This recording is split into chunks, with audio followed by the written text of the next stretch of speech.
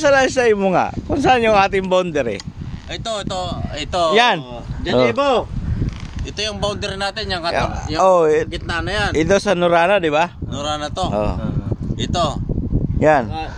Dito sa kabila. Papalagyan natin ng logo yan. Kanina nakapangalan yan? Diyan Ibo. Diyan Ibo. Diyan Ibo yan. Pag lumagpas ka dyan, territory. Ay, away na. Mapapalaban tayo dyan. Matin. Tayo pwede dyan.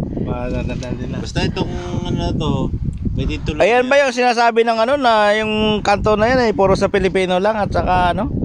Na hindi nila kayang puntahan dito pag nandito tayo? Hindi sila makano yan. Ayun, lalaki oh. Ito ano yan? Talaga. Diyan, nandito. Diyan sila nagagalit, no? Pag hindi sila makalusot, pero naalala ko yung ano, yung kaibigan nating Indiano yung Kerala kong sabihin gusto pa niyang tagayin, no? Dobre. Basta ito, atin yan. Basta itong kanto na to, diyan Ibo. Diyan Ibo yan. Okay. Sige.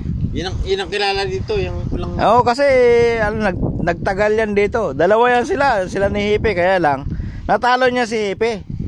Siya talaga yung ano dito. Tilapia ang hinuli ni Hipe. Ito talaga yung straight forward to ibig sabihin sa kanya to titulo. Yan. Ay patituluhan na natin yan. Alam na yan. Ayan.